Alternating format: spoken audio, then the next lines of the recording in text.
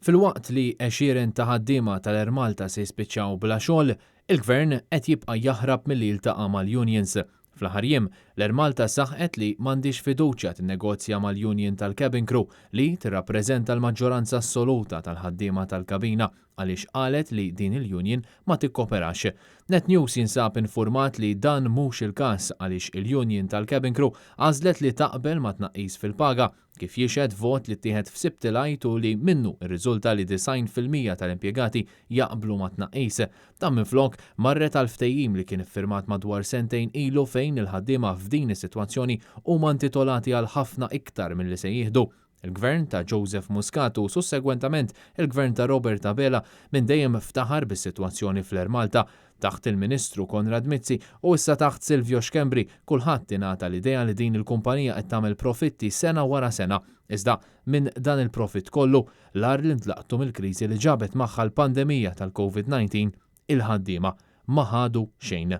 Mhux biss spiċċaw paga mnaqsa, iżda aktar minn 300 impjegati jinsabu fuq notice u se jispiċċaw mingħajr xogħol 50 ġimgħat. Dawn jinkludu ħaddiema li ilhom mal-kumpanija għal aktar minn 20 sena.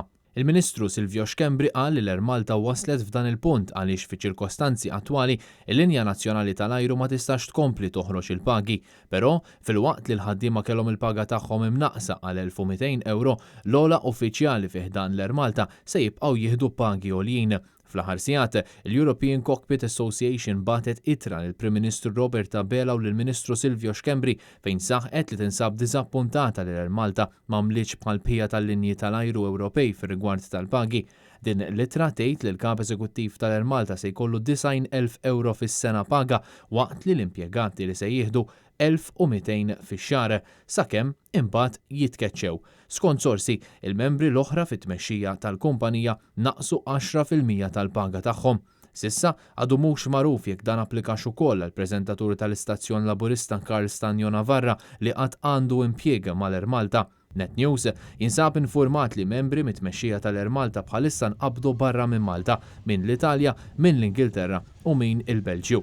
L-istess sorsi qalulna wkoll li fl-aħħar jiem uffiċjal mir-riżorsi umani prova jqajjem disgwitu rabja kontra l-unions li rappreżentaw il-ħaddiema dan jiġduh ċezz li ġew illikjati fl-aħħar sigħat. Fil-fatt jidher li l-linja tal-ajru nazzjonali tefgħet il-ħtija tat-telf tal-impjiegi fuq il-unions.